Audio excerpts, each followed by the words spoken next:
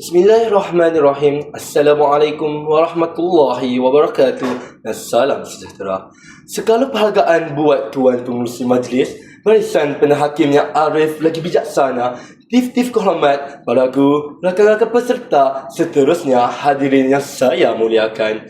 Negarawan ulung Tun Abdul Razak Husin pernah menegaskan bahawa perpaduan ialah kekuatan utama negara.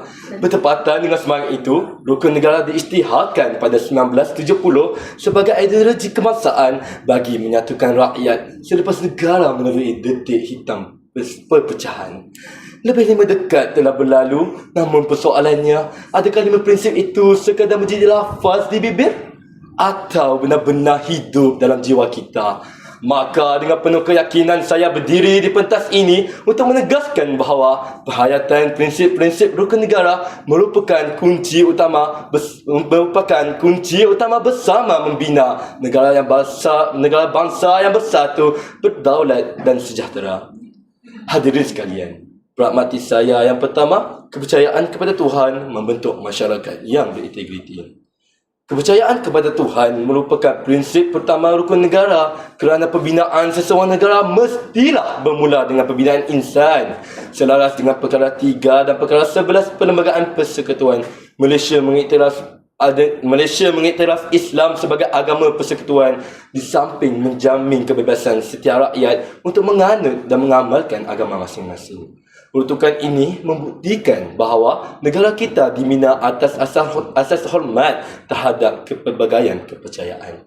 Bagi memperkukuh keharmonian tersebut, pelbagai program dialog antara agama dan inisiatif perpaduan terus dilaksanakan oleh Kementerian Perpaduan Negara. Usaha ini bukan sekadar menghimpurkan masyarakat berbidang kaum dan agama, malah menyuburkan persefahaman, bertoleransi dan saling menghormati dalam sesuatu negara yang kaya dengan kepelbagaian budaya. Dasar Perpaduan Negara turut meletakkan penghayatan rukun negara sebagai antara asas yang penting dalam memperkukuh perpaduan nasional. Fakta ini membuktikan bahawa pembentukan masyarakat berintegriti bukan sekadar tanggungjawab individu, bahkan menjadi agenda utama pembangunan negara. Implikasinya, apabila rakyat berpegang teguh pada nilai agama, lahirlah masyarakat yang mulia.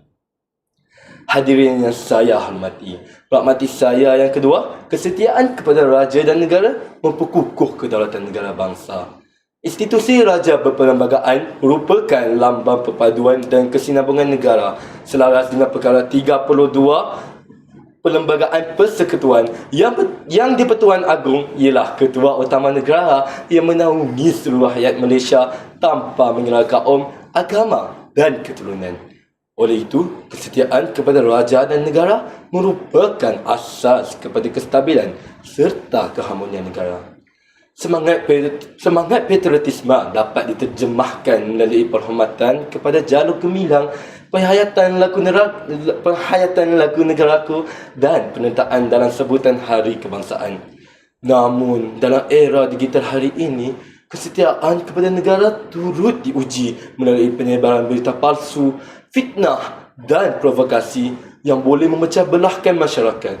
Sebagai generasi madani, kita tidak boleh menjadi penyebar kebencian, malah sebaliknya menjadi penyebar kebenaran. Pelbagai program kenegaraan yang telah dilaksanakan oleh Jabatan Perpaduan Negara dan Integrasi Nasional terus menyemarakkan semangat cintakan negara dalam kalangan generasi muda. Program-program ini membuktikan bahawa patriotisme bukan sekadar semangat bermusim ketika bulan kemerdekaan, tetapi nilai yang perlu disemat sepanjang hayat. Kesannya, lahirlah rakyat yang menghargai keamanan, mempertahankan kedaulatan negara dan sanggup berbakti demi tanah air yang tercinta. Hadirin sekalian, pragmatis saya yang ketiga, kesopanan dan kesusilaan menyamai keharmonian masyarakat majmuk. Kemajuan sesebuah negara tidak hanya diukur melalui pencakar langit yang menjulang tinggi atau teknologi yang semakin canggih, tetapi turut diukur melalui akhlak rakyatnya. Hari ini, media sosial membuka ruang komunikasi tanpa sepadan. Namun, di sebalik manfaat tersebut, kita masih berdepan dengan isu bully cyber, penghinaan, fitnah dan ucapan kebencian yang mampu meretakkan hubungan sesama masyarakat. Situasi ini sesuai dengan peribahasa Melayu, kerana pulut santan binasa, kerana mulut badan binasa. Oleh itu, setiap patah perkataan yang kita ungkapkan mestilah mencerminkan adab dan nilai murni. Pelbagai kempen kesedaran berkaitan etika komunikasi dan literasi digital terus dilaksanakan bagi membentuk masyarakat yang lebih berhemah ketika berinteraksi. Implikasinya, apabila masyarakat mengamalkan budaya hormat menghormati, perselisihan dapat diselesaikan melalui hikmah, manakala perpaduan akan terus diperkukuh. Jelaslah bahawa kesopanan dan kesusilaan merupakan jabatan yang menghubungkan kepelbagaian rakyat ke arah pembinaan sebuah negara bangsa yang aman dan harmoni.